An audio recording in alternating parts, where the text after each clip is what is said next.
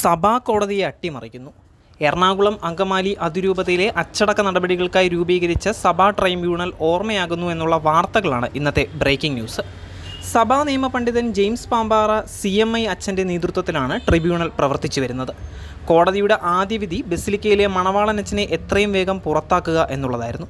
എന്നാൽ സഭാ നേതൃത്വം അദ്ദേഹത്തെ പരസ്യമായി തന്നെ പിന്തുണച്ചു. തുടർന്ന് വീണ്ടും കോടതി സഭാ നേതൃത്വത്തിനെതിരെ കടുത്ത വിമർശനങ്ങളാണ് ഉന്നയിച്ചത്. തുടർന്ന് മേജർ ആർച്ച് ബിഷപ്പ് തട്ടിൽ, മാർ പാംബ്ലാനി എന്നിവരോട് നേരിട്ട് ഹാജരാകാൻ ഉത്തരവിട്ടു.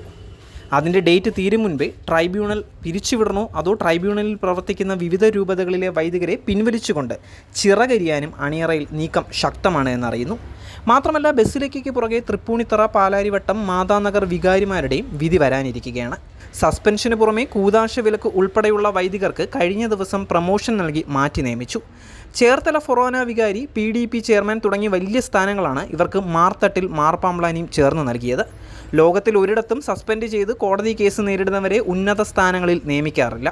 അതുകൊണ്ട് തന്നെ ഈ നിയമനങ്ങളിൽ വിശ്വാസികൾ അത്ഭുതപ്പെടുന്നു. സഭയുടെ ഇപ്പോഴത്തെ ദയനീയ അവസ്ഥ ഇതിൽ നിന്നും മനസ്സിലാക്കാം.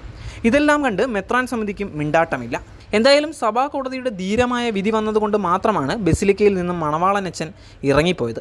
ഇല്ലെങ്കിൽ അവിടെ തന്നെ തുടരാനായിരുന്നു പരിപാടിയെന്ന് വിജോ ഭവനിൽ അദ്ദേഹത്തെ സ്വീകരിച്ച് സംസാരിച്ച വൈലിക്കോടത്ത് അച്ഛൻ തന്നെ പറയുന്നത് വിശ്വാസ സമൂഹം കേട്ടതാണ്.